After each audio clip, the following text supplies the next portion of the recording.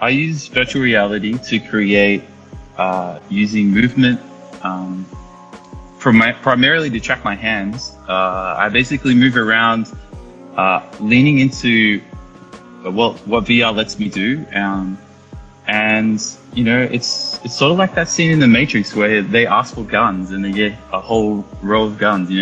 I sit in an empty room and I sculpt shapes until I fill that room. Or sometimes I just create a focused sculpt, and then work outside from that. But sometimes I'll create a whole environment just to kind of be in there.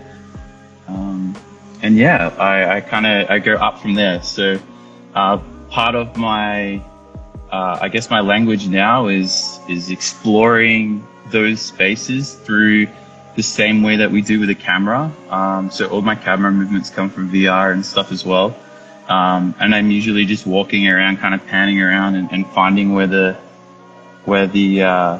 art is, really finding the soul of a work and running with it. That you at the moment, works that you create are essentially as large as you can reach. They're larger than life. They're as large as life, and the parameters are as big as your studio or as big as the room that you're in, basically. The parameters that I work in are very much real world within the room, but the parameters of that VR space are quite literally endless. You have to paint a horizon to believe that there is one there. But that's just the kind of start of that kind of creative understanding, because after a while of working in that medium, you can suddenly enjoy it from its freedoms, which let you kind of mess with what physics are. Like I can paint without a horizon. I could tell you a horizon is upside down or something like that. And you can do things to really trick the brain inside VR to make something believable. So do you work on one piece like start to finish, or can you put it down and then come back to it? Do you just get into the zone and just jam on it for a couple hours, or is it's always different? I would say I'm a very confessional artist with my personal work. I think that usually means I see a piece through from start to finish. And yeah, what that entails, sometimes it's pretty rare for me to put a sculpt down there and come back to it later. But that said, I have done it before as well. Sometimes you just make something and you don't know when it's for. Until it finds a home later, and then you understand it more. I like surrendering to that process. There's a part of not knowing that I really enjoy, and discovering along the way. I'm self-taught in almost every aspect of the work that I do, and so a lot of it is instinctual. Cool. So cool. Your work is so beautiful. I know you maybe had your headset floating around there for a minute. Do you have it? I know that you were getting a new headset actually too. This is my old performance one. Oh, cool. And all the pieces on here, it's really beat up. This used to have all sorts of stuff on it. But all these pieces were sculpted in VR and then printed. Amazing. A purist. What a VR purist. I have some printers and stuff over there, and then more backup headsets over here.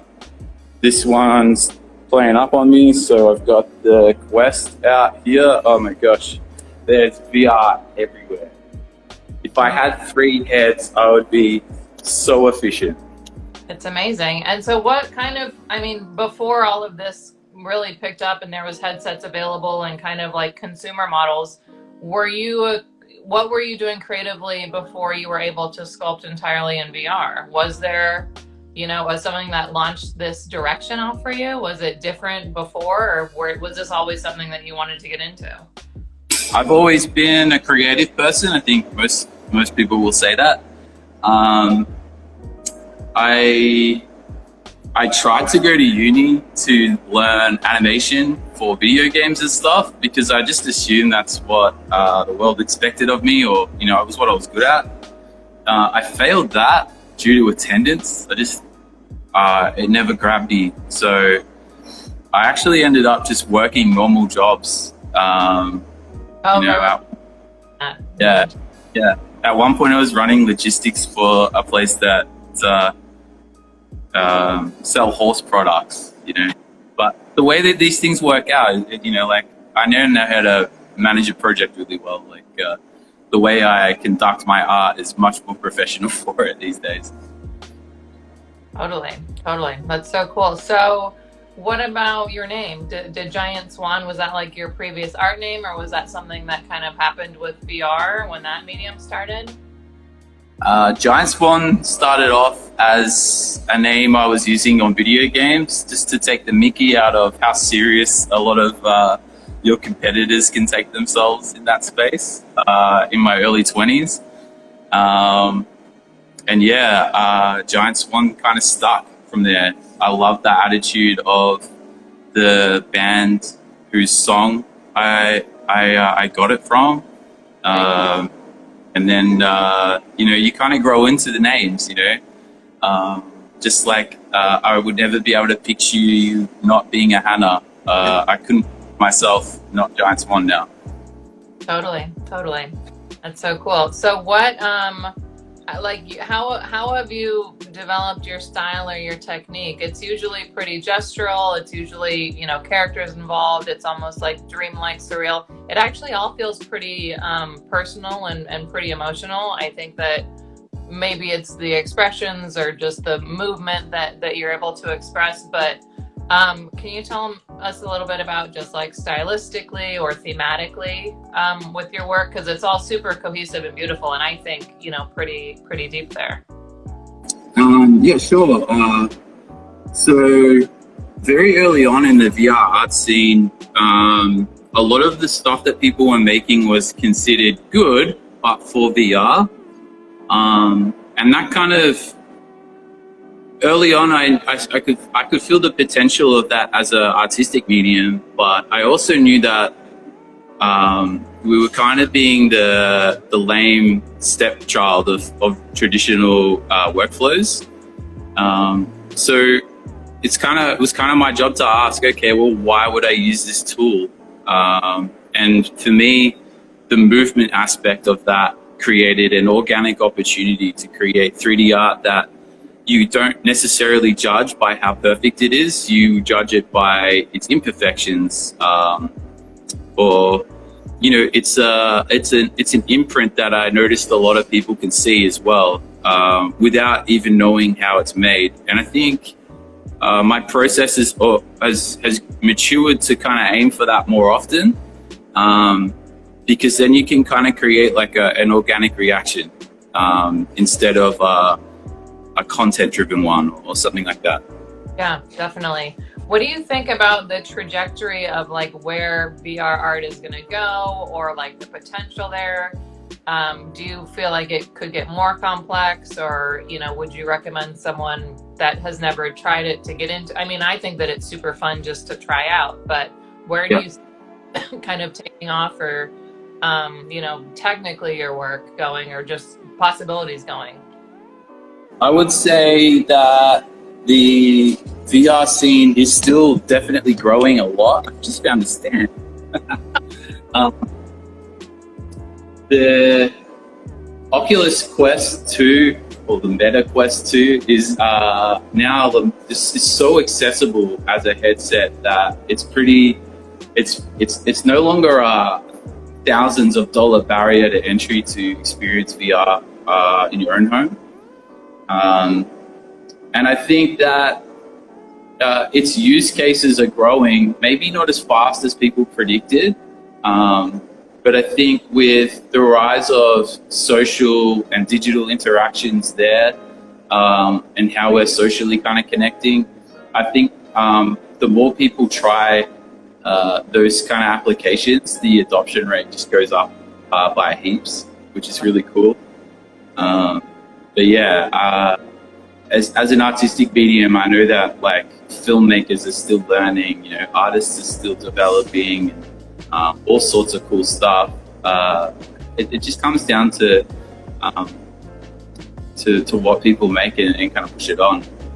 Are there like a bunch of different options for software for you to use? And do you have go-to programs? I know I've tried out one or two of them, and I'm sure there's many more than I even am aware of. But I don't know, what do you like? What do you like about it? Is it the paintbrushes? Is it custom?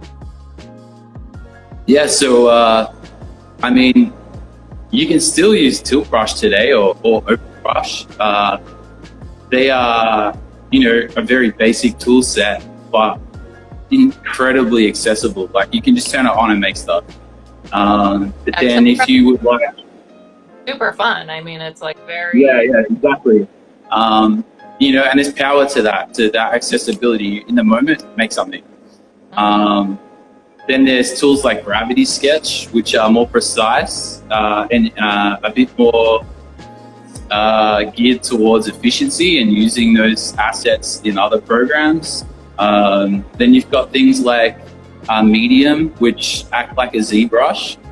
They give you a mass that you can then sculpt with. They're you know, traditionally voxel-based masses of space. And then there's also the really unique to VR ones like Quill and MVR back in the old days, where you can draw quite freely, but you can add frames to hand animate like the old school way. A lot of my early works, if you scroll far enough down on my Instagram, you can see them, but there's a lot of kind of 12 frame animated works where I was painting each frame of a raindrop, you know, and stuff like that, which is really fun. Yeah. So cool. So I know also we've talked about animation with your work a little bit because I can't remember if you can live screen record your process or if when you're just shifting perspective is how you show the motion, or maybe both. But do you usually incorporate motion like at the end of a piece, or are you able to go back through and kind of show the live process also? I think motion is largely unexplored in my current works, mostly because I found a language without, looking for less is more, and then kind of pushing that to the extreme to a point where now I'm looking to add motion. In the context of how I make the current works, like in Gravity Sketch or OpenBrush, I have to add that motion later. Some really cool examples of that is for a few VR native works where the sculptures will actually watch you as you move around the space, or offer a hand out to you as you move around. Yeah, things like that. I do a lot of rings of moths. I like making them spin. Just like quiet things, you know, because I've been trying to tell and educate people that, you know, I'm making sculptures in a certain way. So I'm really hesitant to over animate them. That said, I am playing with a mocap suit, trying to like puppet them myself. I really can't wait to get stuck into that. I think it'll be really fun. Totally. I remember you talking about the suit when you were here. Yeah. Are you a person that does the gaming in VR also? Not anymore. I can't put the headset on without feeling guilty or getting into work mode. I put the headset on and I'm ready to go.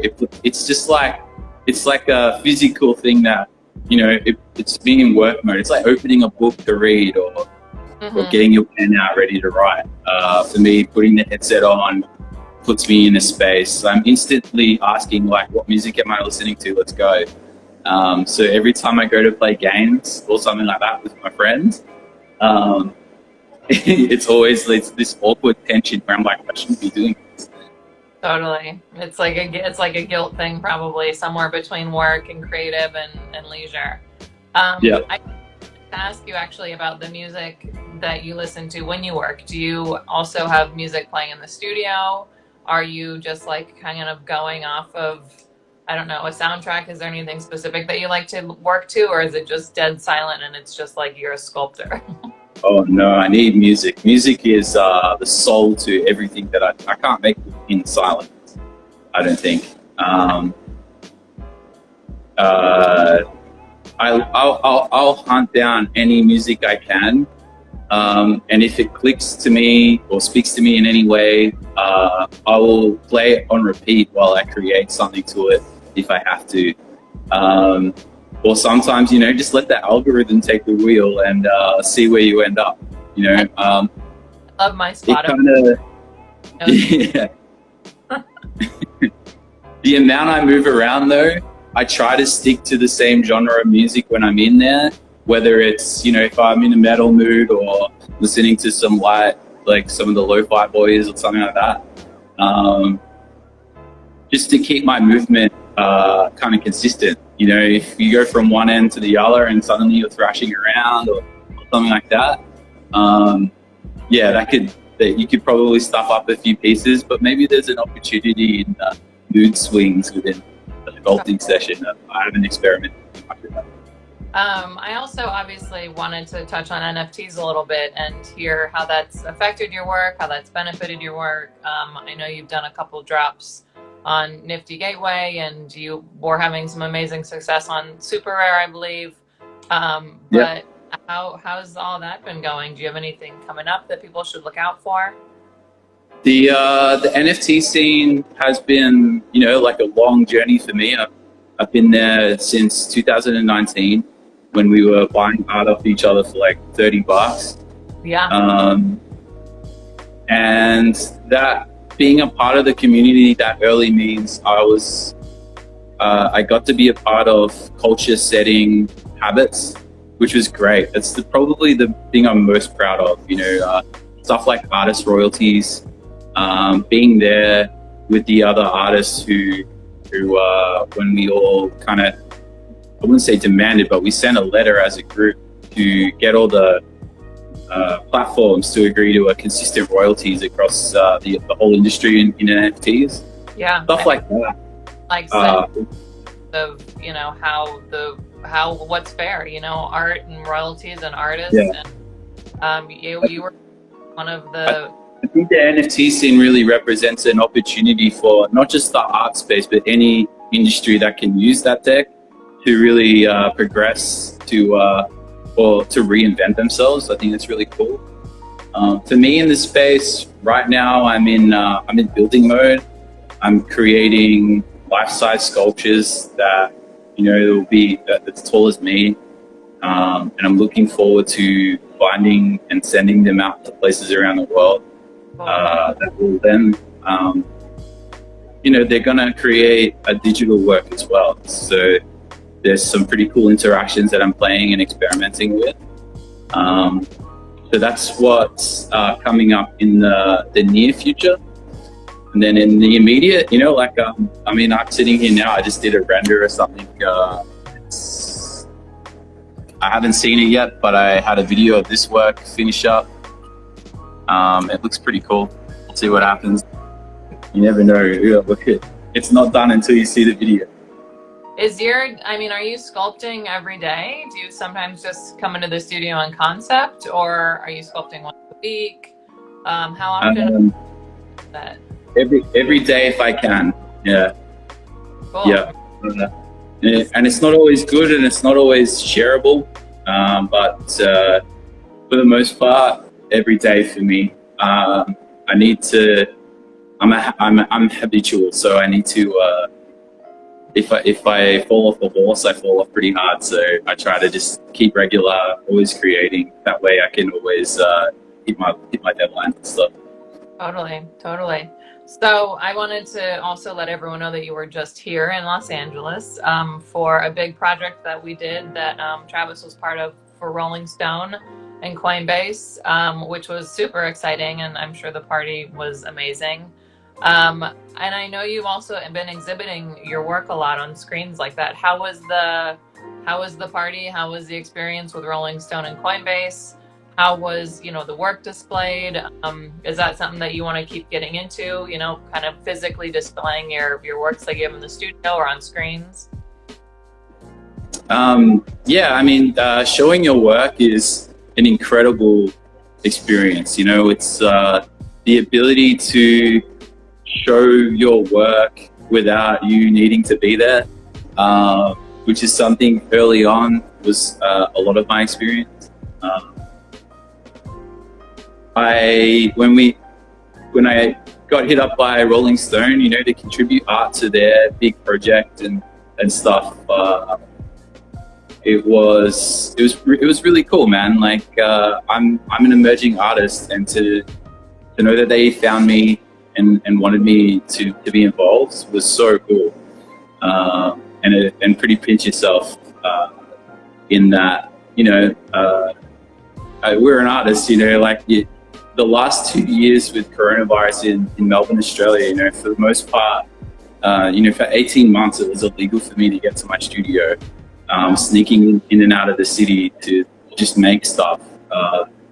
Yeah. Being able to leave the city and get out there was a real circuit breaker, I suppose, to just kind of pinch yourself and remember that all this wild stuff that's been happening is real. Even getting to meet you guys at Hitch Plus, you know, like it was really cool. I know. I'm so happy that you were able to finally get somewhere, and that you know, play, and that you had a cool reason to come out. And I know, super, super exciting. And hopefully there'll be more movement, more travel, and, you know, more opportunities like that.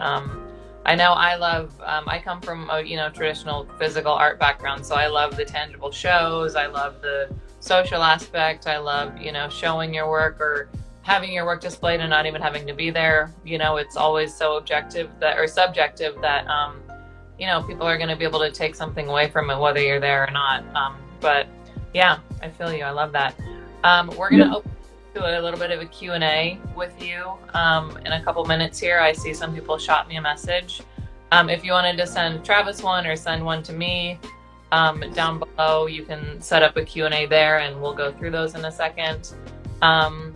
What advice, I like to ask kind of, you know, for the more emerging artists, you know, what advice would you give to someone that wanted to go, you know, freelance or full-time freelance, or get into VR, or go to school or not go to school? You know, what are some of the key points that you have had takeaways from so far as a successful full-time, you know, creative?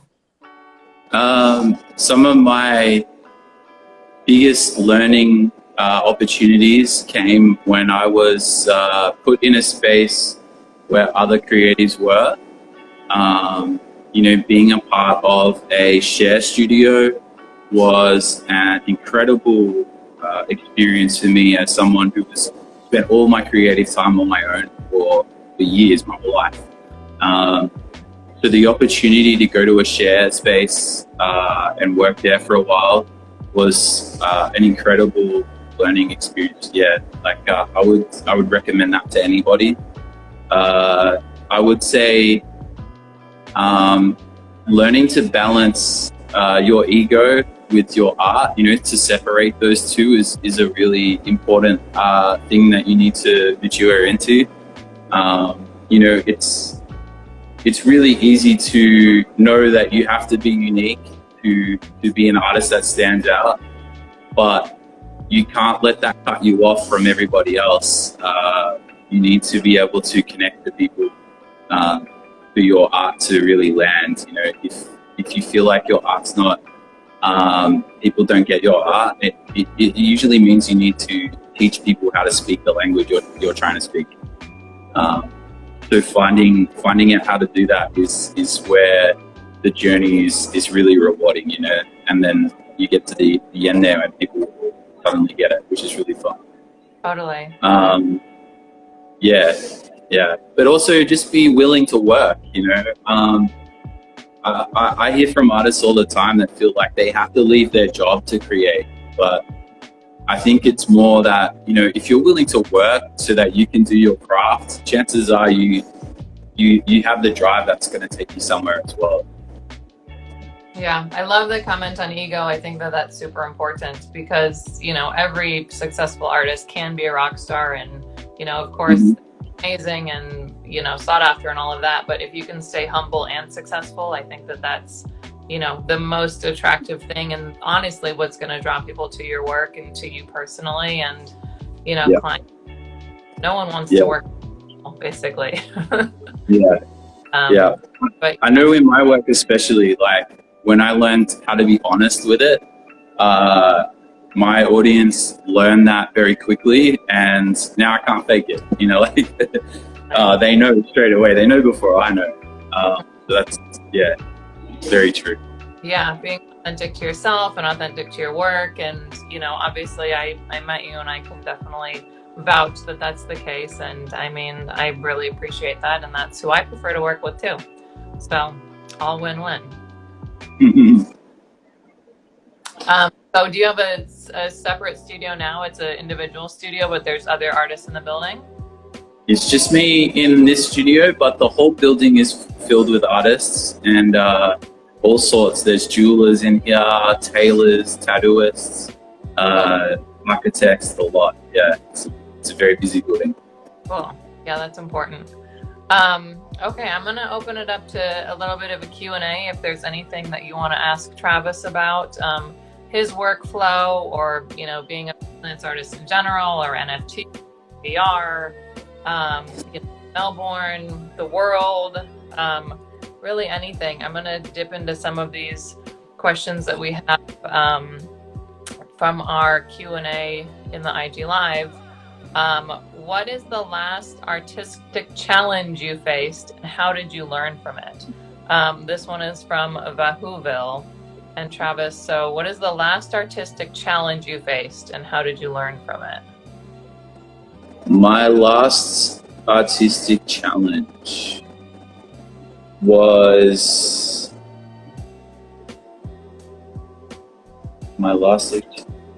challenge. It's all so recently 3D printing and preparation has really pushed my understanding of my own work. It's also pushing my understanding of tools that I don't use all the time. So I've been on a lot of Skillshare and a lot of YouTube right now, just absorbing the skills I need to be able to see that work flow through at a good pace, not necessarily one that'll take me weeks. And yeah, once I learned to prepare those files for resin printing, I think it kind of informed my more focused sculpting, in that I was making better decisions for physics and weight and stuff like that, which in turn visually gives it a more authentic look. So cool. So is the VR, the 3D printing something that you want to do more of with your work? Do you want to take more stuff to be like tangible 3D printed pieces? Totally, yeah. I mean, that's been something I've been doing for a while now. I love taking Polaroids of my work as if they came out of another reality. Yeah, writing, or are you Polaroiding a 3D printed piece? Because I know Polaroid like the images themselves, and I just run them through a Polaroid printer.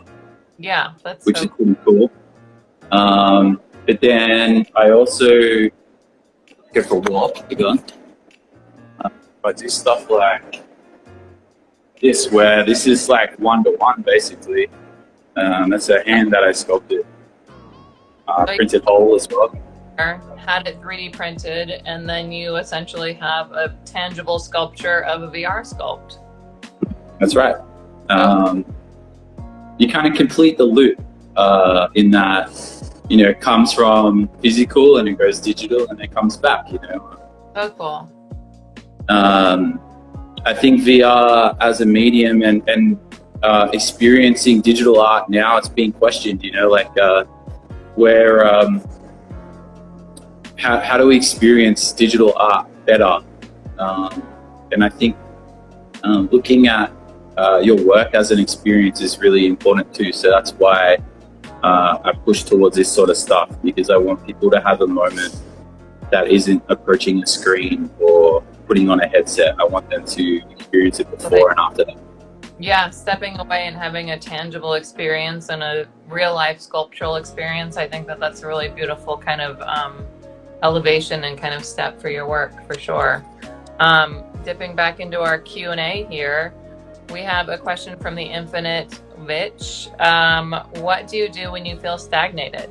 So come to the studio, we don't feel like it. What do you do with creative block, or how do you kind of get over that? He's like, creative for me, creative block is me.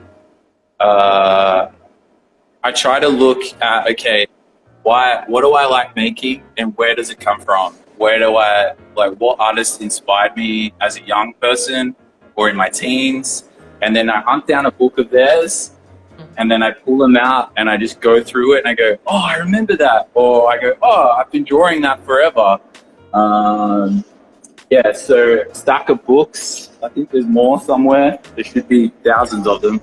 But for me, I go to other people's art to be inspired, but especially ones that I have memories to. You know, I'm a massive fan of Jamie Hewlett, the big brain behind the Gorillas. You know, stuff like that.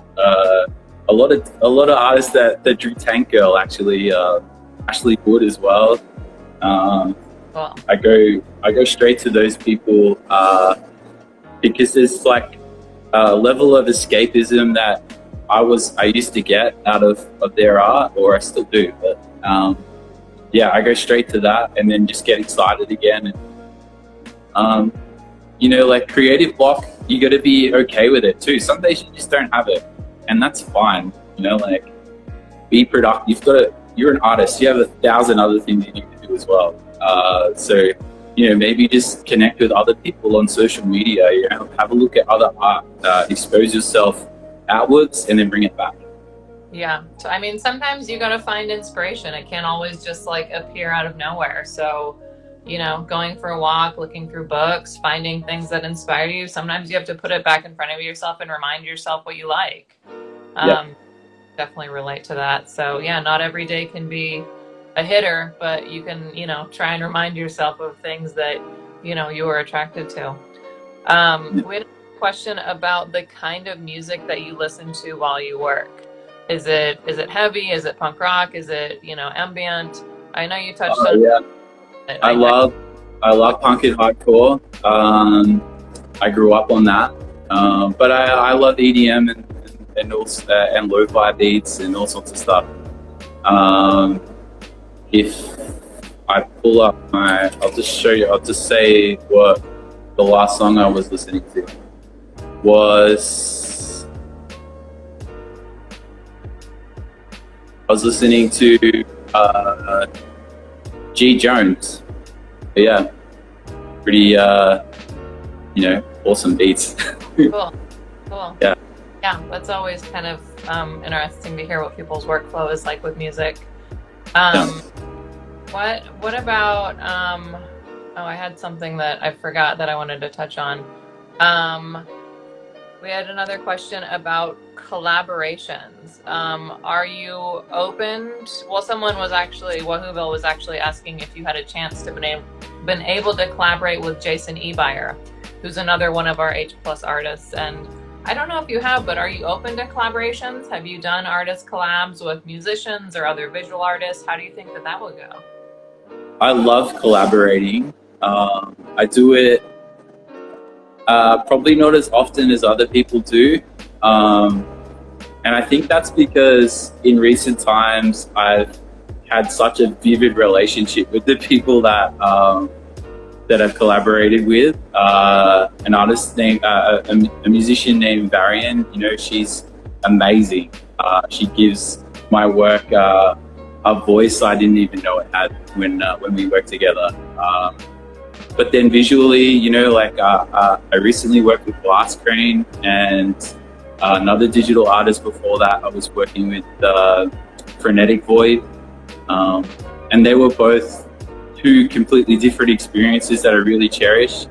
But it's not something that I quickly run out to do. You know, sometimes it's just a lot to manage, you know, and being the kind of emotional artist that I get, can expose you to people that try to collaborate with friends and stuff. So I haven't hit Jason up yet, but he's awesome. So I'm sure one day. Yeah, we love to facilitate those kind of collabs too. Would you be transferring over to them like just a JPEG file or a layered file of your work, and then they could integrate with it? What's the file output that you do when you export your work? I think the really fun part for, especially in 3D art, sharing the files and putting your work through someone else's render workflow can be really, really cool, because you see your work in a way that you would never finish it. And then, you start mixing languages, which is really fun. I like giving people raw 3D objects and things like that. Cool.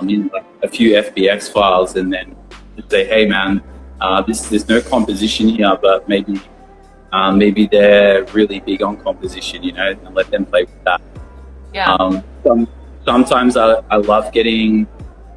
like going second, like, hey, send me some files, and then I'll sculpt around that. I'll bring that file into VR, and then I'll sculpt around it. That sort of stuff is really fun as well.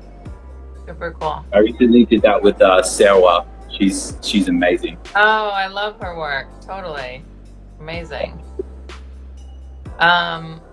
Cool. If anyone else has any questions, feel free to shoot them over to me. You can throw them up in the chat here. We're just going to do about another 5 or 10 minutes with Travis. I don't want to take too much of his morning because he's just getting up. That's okay. I'm almost awake now. I know. I kind of right on that early foggy part, but okay. For tuning in with us. What do you have coming up on the horizons? I know you just had a studio show. You just had your big Rolling Stone project. Do you have any personal projects or personal drops to look out for? I know you're on a bunch of the NFT platforms as it is. Yeah, so I do have a nifty gateway drop in 2.5 months. I've been pushing that one back for a while just to make sure that the work is really good, and also just give it room to breathe. I was kind of rushing into it previously. On Known Origin, I drop randomly and erratically. Mm-hmm.